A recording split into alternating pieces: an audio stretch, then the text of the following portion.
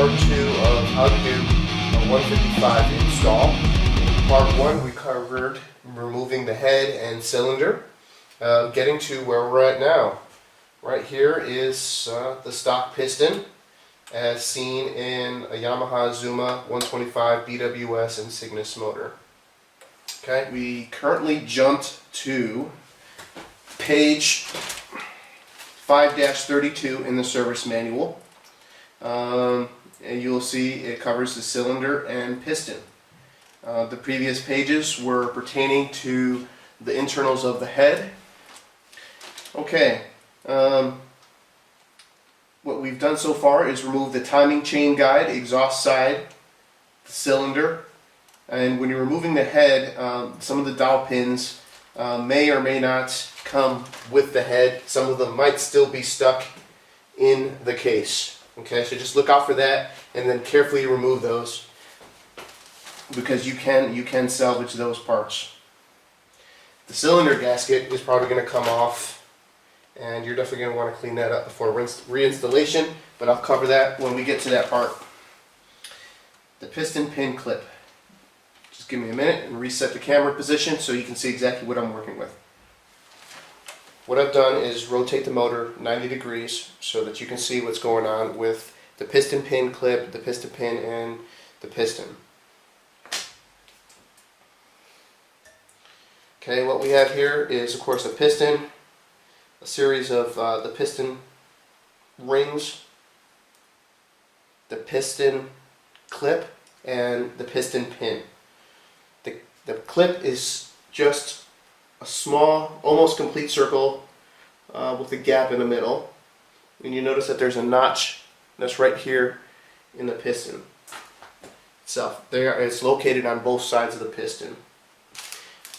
One thing you want to bring to your attention is that originally the gap in the piston pin clip is located here on the opposite side of this gap. You want to remember that during the reinstallation. The only failures in the BDKs that I've seen were most likely attributed to either reusing this clip or just proper reassembly of the oil rings and the piston rings. Okay, this right here is absolutely critical that you reassemble properly. So use this, reuse a new piston pin clip as the manual prescribes for what it costs, and I would even go as far as getting a new piston pin so that your new piston will have a fresh mating surface. Because this is, even though of course it's it's lubed with oil, you'll notice that when I retrieve it that there will be some wear into it. So what you're going to want to do to remove that piston pin clip is to take your pointed instrument and just start coasting it inside the gap so you get to this gap here, and you'll see I've almost gotten there. And that's right there. And then that's going to give you a little ledge to pry up on.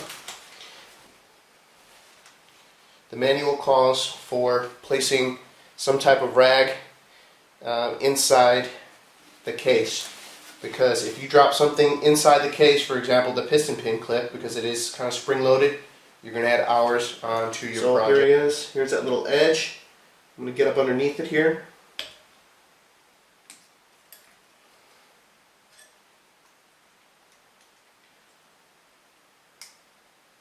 And there we go. It's starting to come out of this groove.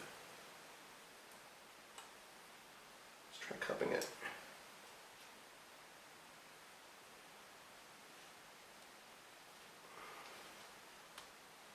You just kind of work it out just like that. Okay, there you go. And here is, how am I getting closer? The piston pin clip. Okay, and there's that groove that I was talking about. Again, for what these cost, just go ahead and replace them. As you're ordering the piston, that'd be a good time to go ahead and order those parts as well from whomever you decide to purchase from. And here we go. This might take a little bit of work of getting out.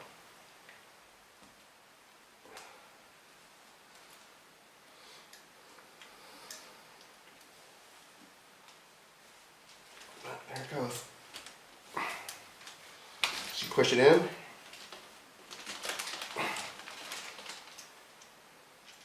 And the manual does call for a special tool if you're finding yourself having an extreme difficult time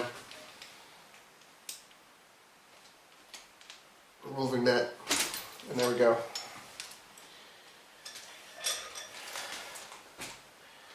And there you go. Let me just back up a little bit here. Okay. Here's underneath of this. Let me back it up just a little bit, see what's going on. Okay. You also notice that there's a down arrow.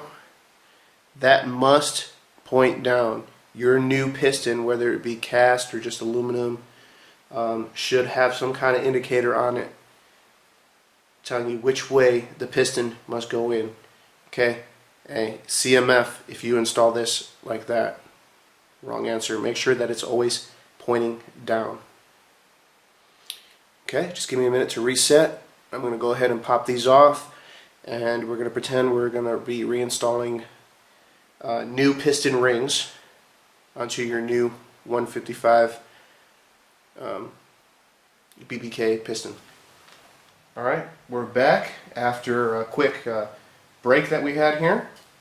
Good German beer. It's always good when working on a project.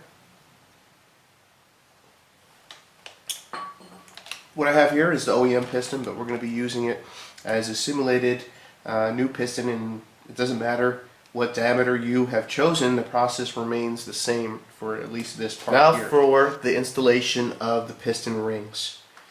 Guys, this is real important that you pay attention to this part.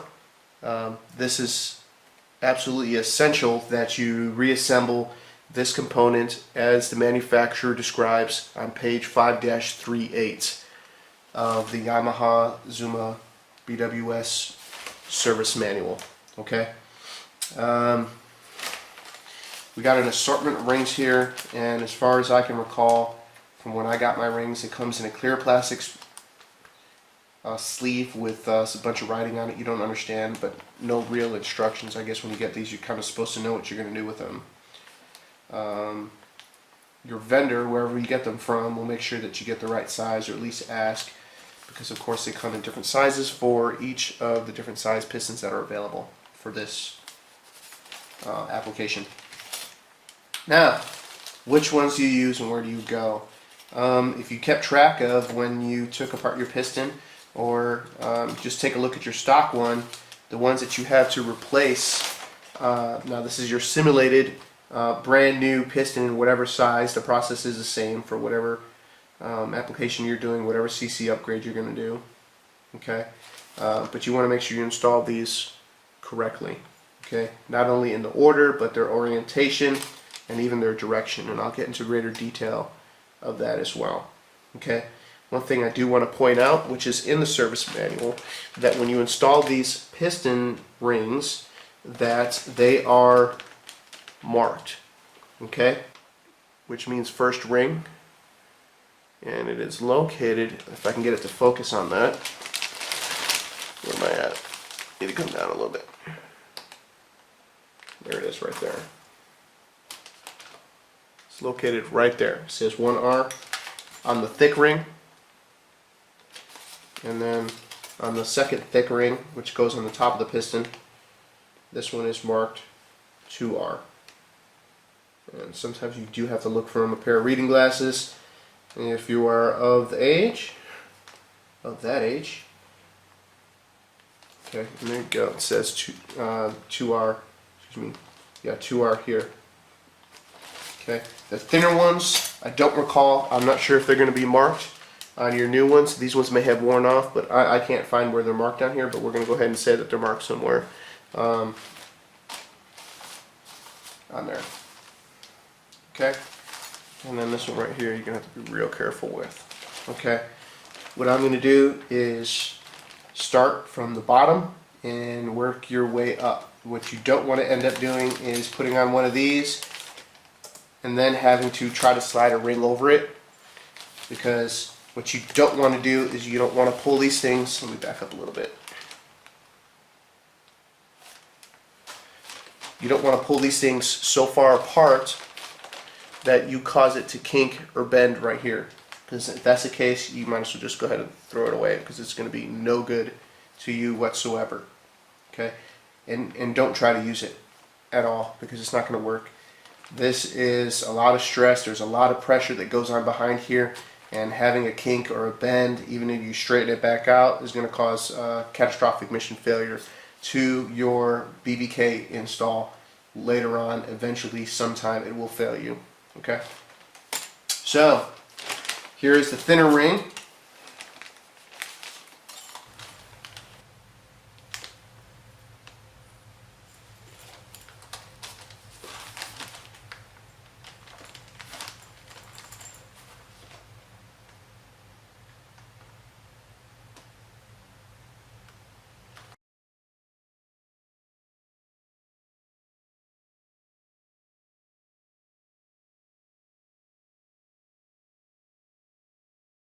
So I'm going to install this one. Checking orientation, I'm going to say that the stamping is here.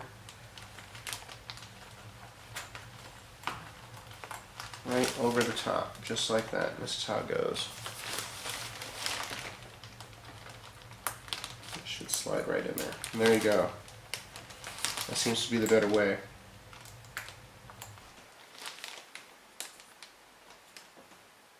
Okay, so that's in there correctly.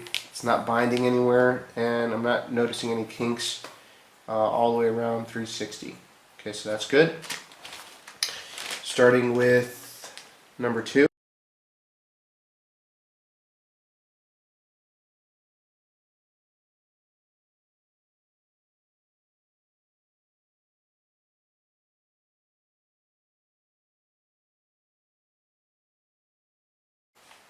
And that's how you install the piston rings. Now, in greater detail, you're going to find on page 5-39, it talks about offset on bullet number 5. Okay? What that is that each one of these rings the gap has to be orientated in a different direction. So the end gaps, which are all located about here, if you can see that, see how all of them are lined up to include the oil rings in the bottom there. That would be all wrong. All in all, it's telling you make sure you space these things out. As you see here, this is correct. This is another thing that you have to pay real close attention to. Doing a BBK is a lot of attention to detail and being able to read and understand your instructions that's going on, unless you have years of experience in doing stuff like this. Okay, you can see the gap here, and you can see the gap here. This would be correct. Now this piston is ready for reinstallation.